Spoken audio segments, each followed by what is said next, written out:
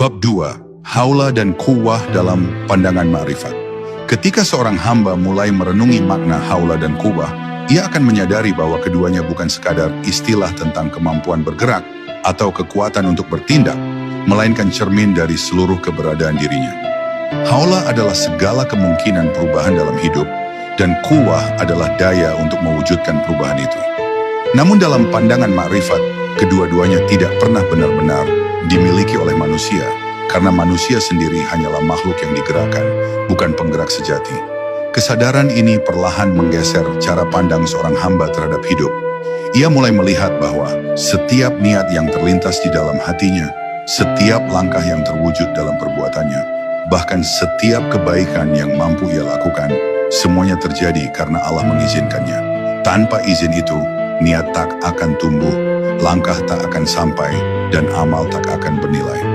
Disinilah hati belajar bahwa kemampuan untuk taat pun adalah rahmat, bukan hasil dari kehebatan diri. Para arif billah mengajarkan bahwa siapa yang telah memahami hakikat haula dan quwwah tidak akan menggantungkan ketenangan pada hasil. Ia tetap berusaha dengan sungguh-sungguh, namun hatinya tidak terikat pada keberhasilan maupun kegagalan. Sebab ia tahu tugas manusia hanyalah berjalan, sedangkan arah dan tujuan sepenuhnya berada dalam genggaman Allah. Kesadaran inilah yang membuat jiwa menjadi tenang di tengah dunia yang penuh ketidakpastian. Ketika haula dan quwwah diserahkan sepenuhnya kepada Allah, maka beban hidup pun terasa berkurang. Seorang hamba tidak lagi memikul rasa harus selalu mampu, harus selalu kuat, dan harus selalu benar. Ia menerima bahwa keterbatasan adalah bagian dari hikmah, dan kelemahan adalah pintu pertolongan. Dalam penyerahan inilah hati menemukan kelapangan yang tidak dapat diberikan oleh apapun selain Allah.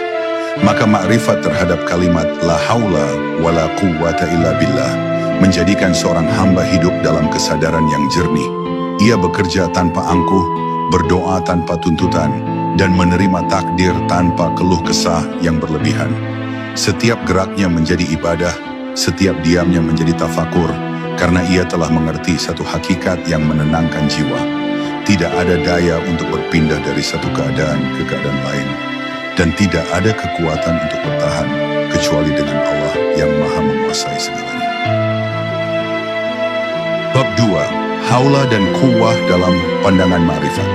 Ketika seorang hamba mulai merenungi makna haula dan quwwah, ia akan menyadari bahwa keduanya bukan sekadar istilah tentang kemampuan bergerak atau kekuatan untuk bertindak, melainkan cermin dari seluruh keberadaan dirinya.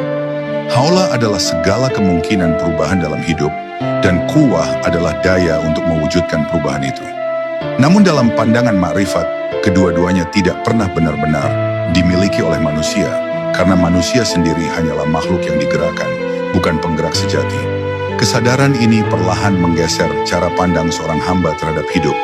Ia mulai melihat bahwa setiap niat yang terlintas di dalam hatinya, setiap langkah yang terwujud dalam perbuatannya, bahkan setiap kebaikan yang mampu ia lakukan, semuanya terjadi karena Allah mengizinkannya.